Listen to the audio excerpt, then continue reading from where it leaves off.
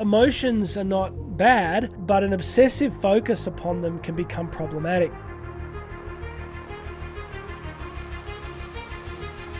Well, hello there, my friend. Jonathan Doyle with you. Welcome to the Catholic Teacher Daily Message. I'm pleased you are here. Yes, it is true. I had an accident last week, broke 12 ribs and fractured my collarbone and shoulder. I'm out of hospital for a couple of days. It's been 7 days since the accident, but I'm here and I'm feeling pretty good, and it's a great privilege to have this time with you. I am working through some key quotes from a new book by Abigail Shrier called Bad Therapy. I really recommend you get it. Producer, please put a link to Amazon under here so they can find the book. It's a really important book about many of the issues that our young people, our students, are facing in the modern world. Today I want to talk briefly about emotions. Now, in each of these episodes, under here there's a podcast link. I go deeper in the podcast. So if you want to if you want to get the ideas more fully, I go to much more detail in the podcast version. These are just little snippets I'm trying to do to put some ideas in your head. Look, the quote I'm about to share with you comes from Julia Dutton, who is a professor at Georgetown University. And what she's talking about is the idea that getting our students to focus on their emotions all the time, mental health, well-being, emotions, what am I feeling, might be having the exact opposite result of what we want. All right, so here's the quote. Let's do it. Emotions are highly reactive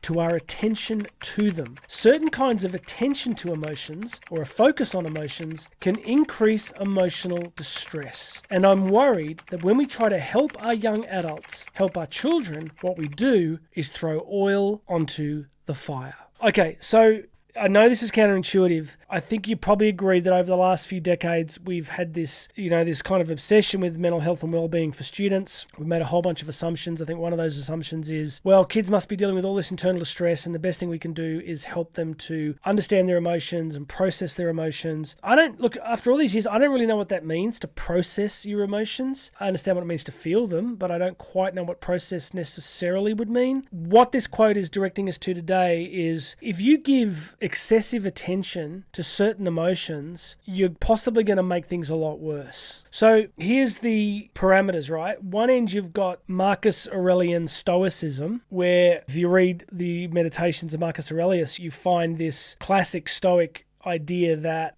what we think or feel is kind of irrelevant. What matters is what we do, the actions that we take. And the Stoics are like, our thoughts and our feelings, they're going to have all sorts of vicissitudes. They're going to go backwards and forwards. And if we just get blown about like that, then we're not going to live the authentic life. And on the other end would be hyper focusing on every single feeling. So we're looking for this kind of important mean, this middle road. From a Catholic perspective, we can, as integrated human persons, God has given us emotions, right? Can you imagine not having any? Can you imagine like your team wins? I support the rugby team here where I live, and I was there the other day, and Karen said to me that night, she said, "Oh, I saw a different side of you today." And I'm like, "What do you mean?" She goes, "Oh, you're pretty out there. Like, they won, and I was going for it. I was pretty excited, right?" And can you imagine if I didn't have those emotions? So emotions are not bad, but an obsessive focus upon them can become problematic. So Plato, of course, famously said, emotions are feelings are excellent servants and terrible masters. So what this quote is reminding us today from Abigail Shrier's book, Bad Therapy, is we need to start to think a little bit about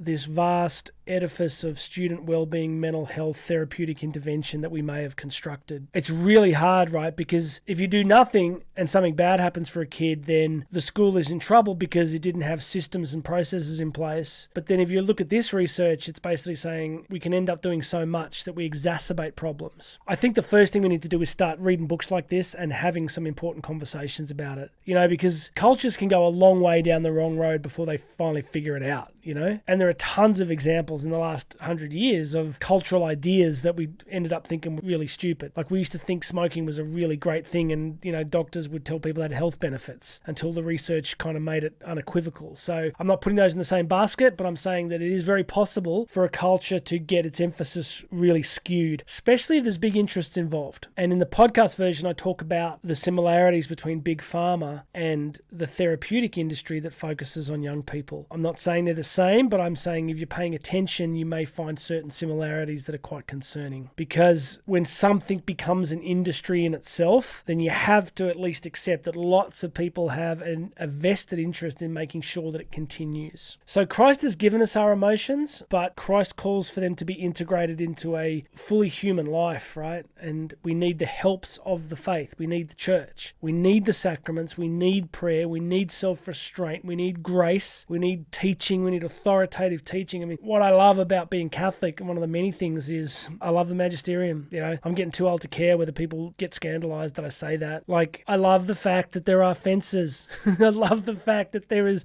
authoritative teaching that comes from the church fathers, that comes from the apostles, that comes from the great men and women, the doctors of the church. You know, like, I love that the church has this teaching that will help us to integrate our emotions. You look at someone like, you look at Augustine's Confessions and you see it in real time. You see a highly intelligent, very passionate person who had indulged their emotions fully, beginning to realize that when I live this way, when I indulged my emotions, when I gave full rein to whatever I wanted to do, I didn't get freedom, I didn't get happiness, I didn't get peace, I got the exact opposite. So you can see it back in the 4th century that the church is beginning to work its way through these deep questions about what it means to be human. All right, that's enough. There's a podcast version here. It goes longer. Whew! I'm going to do 2 more of these. I've got a couple more quotes for you next couple of days. You're going to love them. Please make sure you've subscribed. Go check out all the other links. You can book me to speak. All that other stuff is there. My name's Jonathan Doyle. This has been the Daily Catholic Teacher Message. And you and I are going to talk again tomorrow.